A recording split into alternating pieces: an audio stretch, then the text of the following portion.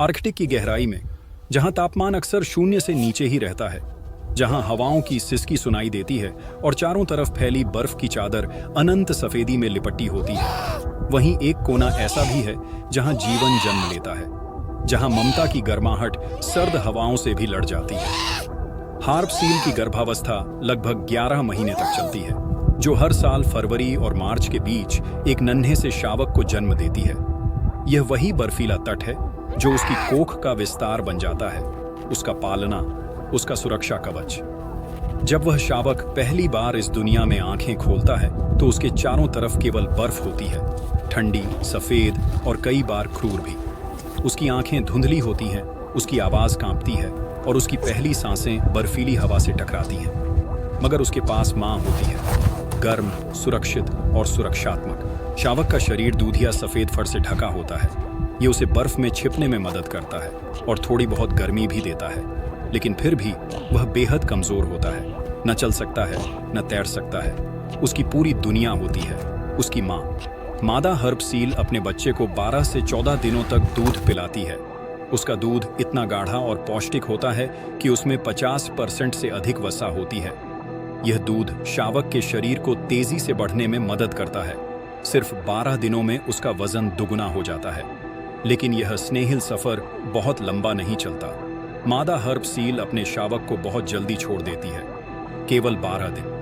उसके बाद वह अपने भोजन की तलाश में समुद्र में लौट जाती है और शावक, अब भी तैरने में अक्षम, अब भी मां की गंध को पहचानने में असमर्थ, उसी बर्फ पर अकेला छूट जाता है।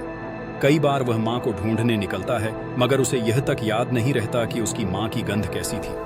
वह दूसरी मादा सीलों के पास जाकर रेंगता है, मगर वे उसे दुत्कार देती हैं। वह चीखता है, चिल्लाता है, रोता है, मगर वहां कोई नहीं होता जो उसकी चीखें सुने। कुछ दिनों तक वह वहीं पड़ा रहता है। उसकी ऊर्जा धीरे धीरे खत्म होती है। वह मां का दूध नहीं पी सकता क्योंकि अब मां नहीं है। वह पानी में नहीं उतर सकता क्योंकि वह तैरना नहीं जानता।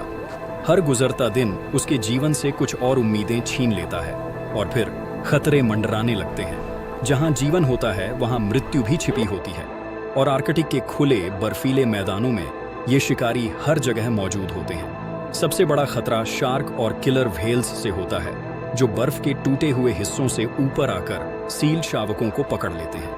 लेकिन इससे भी पहले खतरा होता है आर्कटिक लोमड़ियों और सफेद भालुओं का।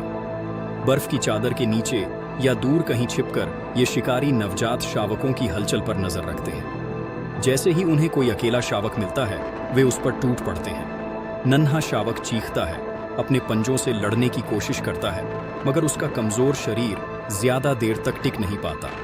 कुछ तो इस संघर्ष में मारे जाते हैं, कुछ घाव खाकर घायल हो जाते हैं और फिर ठंड में दम तोड़ देते हैं।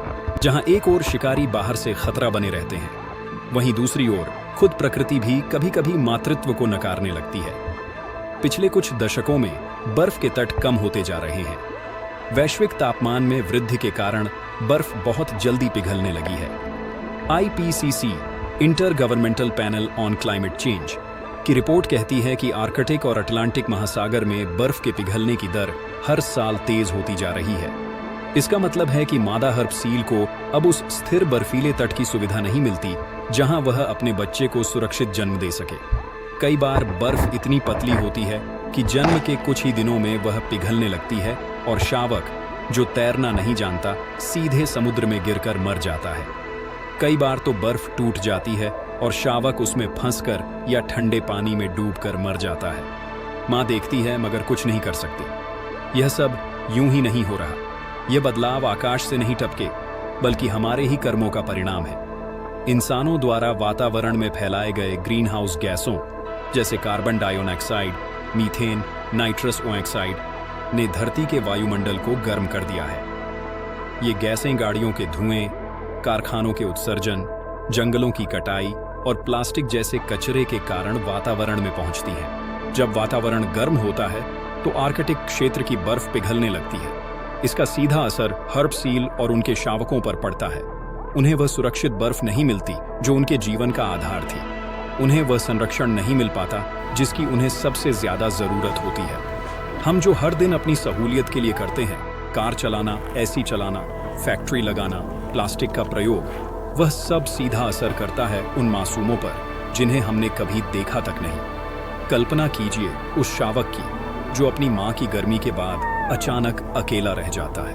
उसका सफेद फर उसे दुनिया से छिपाता है, मगर भूख की टीस और ठंड की जलन उसे अंदर से तोड़ देती है। उसकी आंखें उस दिशा में टिकी होती हैं जिधर माँ गई थी। उसे उम्मीद होती है कि वह लौट आएगी, लेकिन कई बार वह लौटती नहीं और शावक वहीं बर्फ पर पड़ी अपनी माँ की गंध को सूंघता है, अपनी पिछली स्मृति को टटोलता है और फिर ठंड से कांपते हुए अपनी किस्मत से लड़ता है। कुछ सौभाग्यशाली होते हैं, वे जीवित रहते हैं, पानी में उतरना सीखते हैं, तैरना सीखते हैं और फिर प्रकृति के साथ सामंजस्य बनाना सीखते हैं। मगर अधिकांश शावक प्रकृति और मानव की क्रूरता के बीच पिस जाते हैं।